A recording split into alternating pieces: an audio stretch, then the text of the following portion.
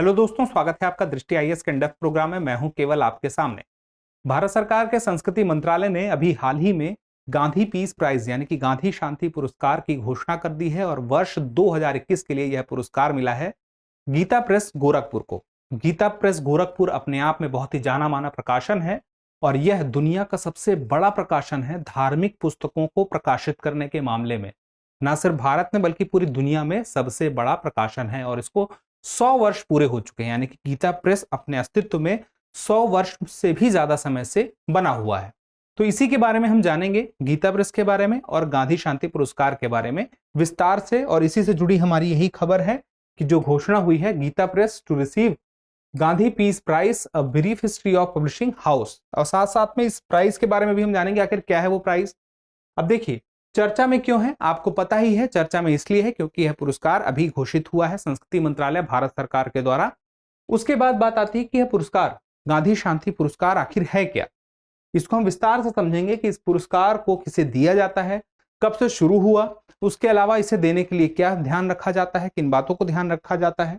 उसके बाद जो चयन समिति होती है यानी कि जो ज्यूरी होती है वो कौन होती है, कितने लोग होते हैं, और उसके बाद क्या प्रक्रिया अपनाई जाती है।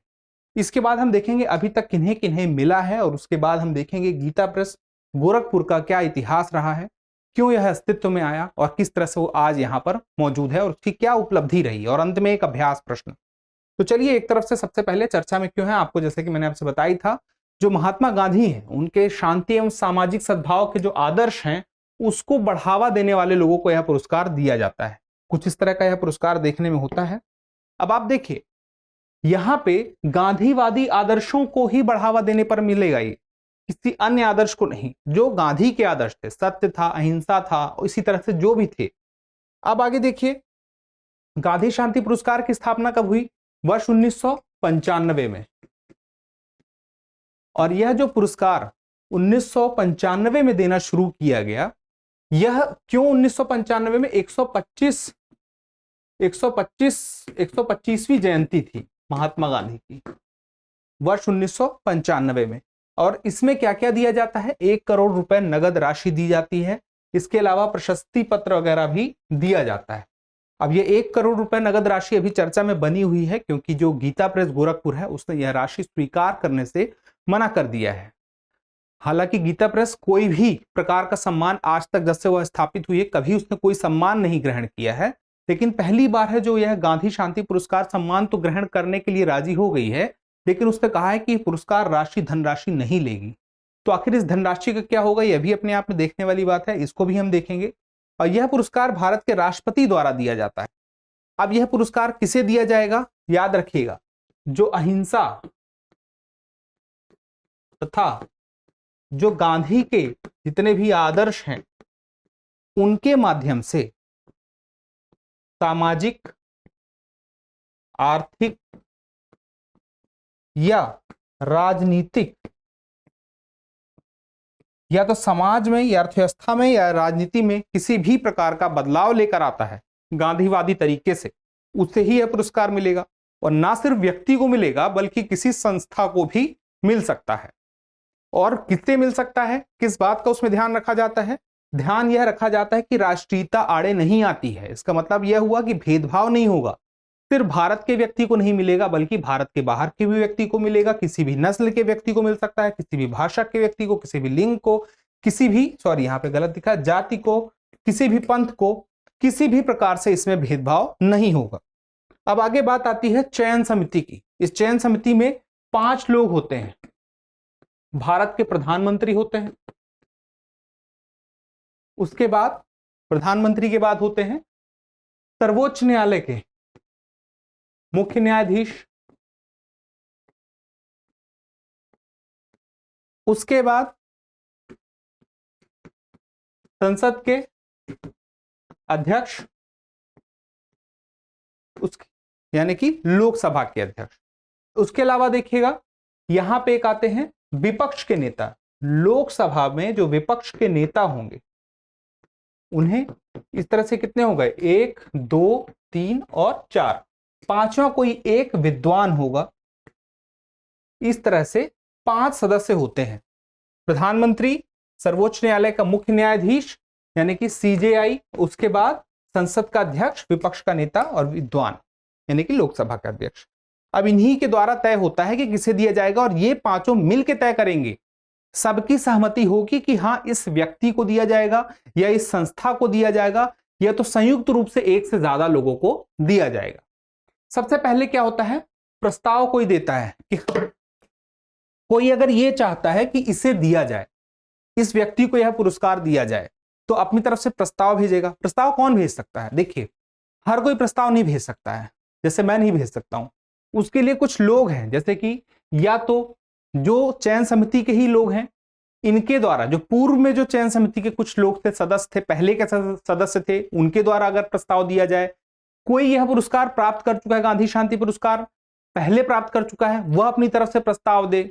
या तो उसके अलावा कौन दे सकता है, जो बड़े प्रधानमंत्री हैं, या तो राज्यों के राज्यपाल हैं, या मुख्यमंत्री हैं, या मुख्य न्यायाधीश हैं, या तो जिन्हें नोबेल पुरस्कार मिल चुका है, या तो कोई बड़े अंतरराष्ट्रीय संगठन है जिनके अध्यक्ष हैं या प्रमुख सचिव हैं, उनके द्वारा, या इसी तरह से जो अन्य कुछ बड़े पद हैं उनके द्वारा जब प्रस्ताव भेजा जाता है तो उस पर फिर ध्यान दिया जाता है, उनका मूल्यांकन किया जाता है, क्या वो सच में गांधीवादी आदर्शों के माध्यम से सामाजिक, राजनीतिक एवं आर्थिक बदलाव लाने में किसी तरह से अपनी भूमिका निभा पाए या नहीं निभा पाए। इसी के माध्यम से जब चयन होता है तो ध्यान रखा जाता है कि सबकी सहमति उसमें हो। अध्यक्ष कौन हो गया समिति का? प्रधानमंत्री इस समिति का अध्यक्ष होगा। अब यहां पे बात आती है पुरस्कार वितरण की। प्रयास किया जाता है कि पुरस्कार की घोषणा, जो इसकी व्यवस्था की बात की गई थी, तो शुरू में यह तय किया गया था, कोशिश की जाएगी कि गांधी जयंती के समय पर ही घोषणा की जाए और पुरस्कार वितरण कहां होगा? राष्ट्रपति भवन में होगा। लेकिन अगर घोषणा आप खुद देख सकते हैं इस बार कब हुई है, अभी हाल ही में हुई है, कुछ दिन पहले। अब देखिए, जो सवाल आया था, अगर कोई पुरस्कार राशि लेने से मना करता है तो क्या होगा?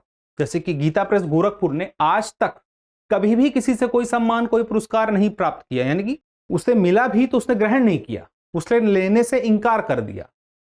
इस बार गांधी शांति पुरस्कार के लिए उन्होंने सहमति तो व्यक्त की है कि वो पुरस्कार लेने के लिए तैयार है, यानी कि यह पुरस्कार, यह सम्मान लेने के लिए तैयार है, लेकिन जो सम्मान के नाम पर राशि मिलेगी 1 करोड़ रुपए, उसे वो नहीं लेंगे। तब वह राशि, संस्कृति मंत्रालय ने जो राशि गीता प्रेस गोरखपुर देने को कहा है, अगर गीता प्रेस गोरखपुर वह राशि नहीं लेता है तो राशि वापस चली जाएगी किसके पास? याद रखिएगा, भारत सरकार के पास। तो अगर कोई पुरस्कार राशि नहीं लिया है तो कहां जा रही है? भारत सरकार के पास। ये बात याद रखिएगा। कितने लोगों को मिल चुका है, कब से मिल रहा है? देखिए, 1995 से मिल रहा है। और मैंने आपसे कहा था कि इसमें कोई देश की सीमा यानी नागरिकता बाधा नहीं आएगी। तो 1995 में जो तंजानिया के राष्ट्रपति थे, न्येरे, जूलियस के न्येरे, उन्हें मिला था, न्येरेरे, 1995 में सबसे पहले। अगर किसी भारतीय संस्था को सबसे पहले मिला है, मैंने कहा था कि भारतीय संस्था को, भारतीय व्यक्ति को, या बाहर की संस्था, बाहर के व्यक्ति, या संयुक्त रूप से मिल सकता है। तो भारतीय संस्था को रामकृष्ण मिशन को 1998 में मिला था और 1999 में बाबा आमटे को मिला था। बाबा आमटे जो कोढ़ रोग से पीड़ित लोग हैं उनकी सेवा करते थे, सेवा करने का भाव उनके अंदर था, इसी भाव की वजह से उन्हें मिला, उनकी सेवा की वजह से मिला। तो पहले भारतीय थे जिन्हें यह पुरस्कार मिला। पहली संस्था थी राम कृष्ण मिशन, इसे मिला। तो याद रखिएगा, पहले भारतीय, पहली संस्था, और सबसे पहला 1995 में शुरुआत हुई थी, याद रखिएगा। उसके बाद 2 ही भारतीय व्यक्तियों को मिला है। तो दूसरे भारतीय व्यक्ति 2013 में श्री चंडी प्रसाद भट्ट हैं, पर्यावरणविद हैं, पर्यावरण के मामले में इन्होंने अच्छा खासा योगदान दिया है। अहिंसावादी तरीके से पर्यावरण को बचाने का इनके द्वारा प्रयास किया गया। उसमें से एक बहुत बड़ा प्रयास है जिसके बारे में हम लोग जानते हैं, चिपको आंदोलन, उससे जुड़े हुए व्यक्ति रहे। इसके बाद आप देखिए, अभी हाल ही में जो बंगबंधु शेख मुजीबुर रहमान बांग्लादेश के हैं, 2020 वाला पुरस्कार उन्हें दिया गया था और 21 वाला किसे दिया गया है 2021 का? तो अब आपको पता ही है, गीता प्रेस गोरखपुर को। तो पिछला किसे था वो भी आपको पता है। अब बात आती है गीता प्रेस की। गीता प्रेस गोरखपुर की स्थापना सोसाइटी पंजीकरण अधिनियम 1860 के तहत हुई थी। अब देखिए, गीता प्रेस की स्थापना सोच समझकर नहीं की गई थी कि हम दुनिया का सबसे बड़ा धार्मिक ग्रंथों का प्रकाशन बन जाएंगे, यानी कि प्रकाशक बन जाएंगे, पब्लिकेशन बन जाएंगे। इसकी स्थापना के पीछे एक छोटी सी कहानी है। वर्ष 1921 का समय था। 1921 में एक गोविंद भवन ट्रस्ट था। ये कहां पे था? कोलकाता, उस समय का कलकत्ता। कोलकाता में गोविंद भवन ट्रस्ट किसके द्वारा बनवाया गया था? जयदयाल गोयनका के द्वारा। जो सेठ थे, सेठ जयदयाल गोयनका जी, उनके द्वारा गोविंद भवन ट्रस्ट बनाया गया इस लक्ष्य के साथ में कि जो गीता का संदेश है सत्संग के माध्यम से आगे प्रसारित किया जाए, लोगों में फैलाया जाए। तो इन्हें गीता की जरूरत पड़ती थी, आसानी से गीता मिलती नहीं थी। इन्होंने क्या किया, कोलकाता में ही वहां पे एक पब्लिकेशन वाले को, प्रकाशक को बोला कि यार तुम हमारी किताबें छापो। प्रिंटिंग प्रेस वाले को बोला होगा। तो उसने गीता छापी, लेकिन उसमें गलतियां बहुत सारी थी। आपको पता है किस तरह से श्लोक लिखे जाते हैं, किस तरह से उनका क्रम होता है, किस तरह से मात्राएं होती हैं। तो कहीं ना कहीं पे उसमें बहुत सारी गलतियां मिलती थी। और हर बार जो जयदयाल जी थे उसमें कुछ एडिटिंग के लिए भेजते थे, सुधार के लिए भेजते थे। हर बार वो जब वो इस तरह से बोलते रहे तो जो प्रिंटिंग प्रेस का मालिक था वह काफी नाराज हो गया। वो बोला कि अगर आपको इतनी ही स्पष्ट एकदम सही सही गीता लिखवानी है जिसमें कोई गलती नहीं है, तो एक काम करिए, आप अपना प्रिंटिंग प्रेस खुद का खोल लीजिए। ये बात इनको जच गई। सत्संग में कुछ समय बाद ये गए, अपने आसपास के लोगों से चर्चा की। उन्होंने कहा कि अगर हमें एकदम स्पष्ट और सही और सटीक जानकारी देने वाली गीता लिखनी है जिसमें कोई अशुद्धि ना हो, तो उसके लिए बेहतर होगा कि हम अपनी एक प्रिंटिंग प्रेस खोल लें। इस बात को सुन के घनश्याम दास जालान और हनुमान प्रसाद पोद्दार जी, इन लोगों ने कहा कि ऐसा किया जाए कि आप गोरखपुर में खोलिए, वहां पे हम जिम्मेदारी ले सकते हैं, इस प्रिंटिंग प्रेस को हम अच्छे से चला सकते हैं। तो उसके बाद गोरखपुर में इसकी स्थापना होती है वर्ष 1900, याद रखिएगा 23 को, वर्ष 1923 को याद रखिएगा। 100 साल पूरे हो चुके हैं, 2023 के पहले पहले ही हो चुके हैं। तो अब यहाँ पे सबसे पहले हमें जो एडिटर दिखते हैं गीता प्रेस के, वो थे हनुमान प्रसाद पोद्दार, और उनके संस्थापक भी आपके सामने है, जयदयाल गोयनका, घनश्याम दास जालान। कहां पे स्थापना हुई? गोरखपुर में। और अब उसकी स्थिति ये है, उसका लोगो भी आप देख सकते हैं, ये है। तो ये प्रमुख कहानी थी। और धीरे धीरे करके अन्य धार्मिक ग्रंथों को, सनातन धर्म से जुड़े हुए जितने भी धार्मिक ग्रंथ थे, एक होता है कि आप अपना प्रचार करते हैं नकारात्मक तरीके से, एक करते हैं सकारात्मक तरीके से। इनके द्वारा सकारात्मक रवैया अपनाया गया, अपना प्रचार किया गया, किसी का नकारात्मक प्रचार नहीं किया गया। हिंदू धर्म के ग्रंथों को सही तरीके से, स्पष्ट तरीके से लोगों तक पहुंचाने का कार्य किया गया, तो इसके द्वारा किया गया। अब यही वजह है कि 41 करोड़ से ज्यादा प्रतियां इनके द्वारा बिक चुकी हैं।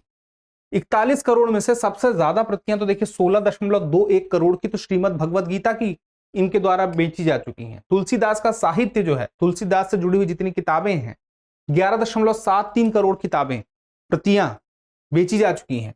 पुराण उपनिषद वगैरह भी 2.68 करोड़ प्रतियां बेची जा चुकी हैं। बाल साहित्य, बच्चों से जुड़ा हुआ साहित्य 11.09 करोड़, और ये सब मिला के 41.70 करोड़ प्रतियां बेची जा चुकी हैं। किसके द्वारा? गीता प्रेस गोरखपुर के द्वारा। इसी वजह से यह दुनिया का सबसे बड़ा धार्मिक पुस्तकों का प्रकाशक है। अब देखिए, श्रीमद् भगवद गीता को ही इन्होंने 14 भाषाओं में, याद रखिएगा 14 भाषाओं में प्रकाशित कराया है। हिंदी, मराठी, गुजराती, बांग्ला, संस्कृत, अंग्रेजी, उड़िया, कन्नड़, तेलुगु, असमिया, तमिल, मलयालम, उर्दू और नेपाली, बहुत सारी भाषाओं में। ना सिर्फ श्रीमद् भगवद गीता को, अन्य बहुत सारे ग्रंथों को इन्होंने बहुत सारी भाषाओं में उपलब्ध कराने का प्रयास किया है। यही वजह है कि गीता प्रेस गोरखपुर को उसके अहिंसात्मक रवैये के तरीके से, यानी कि गांधीवादी तरीके से प्रचार प्रसार करने, समाज में अहिंसा का प्रसार करने के लिए, अहिंसा के आदर्श को आगे बढ़ाने के लिए यह पुरस्कार दिया है। तो याद रखिएगा 2021 का यह पुरस्कार है, 2023 में मिला है। इसमें कोई आपसे चूक नहीं होनी चाहिए। अब देख लेते हैं गांधी शांति पुरस्कार चयन समिति में निम्नलिखित में से कौन नहीं होता है। आपके पास 4 विकल्प हैं: प्रधानमंत्री, राष्ट्रपति, भारत का मुख्य न्यायाधीश और संसद में विपक्ष का नेता। आप अपना उत्तर कमेंट बॉक्स में जरूर दीजिएगा। आप कमेंट करते हैं तो हमें और बेहतर करने की प्रेरणा मिलती है। जल्दी मिलते हैं अगले एपिसोड में, तब तक के लिए स्वस्थ रहें, मस्त रहें और पढ़ते रहें। धन्यवाद।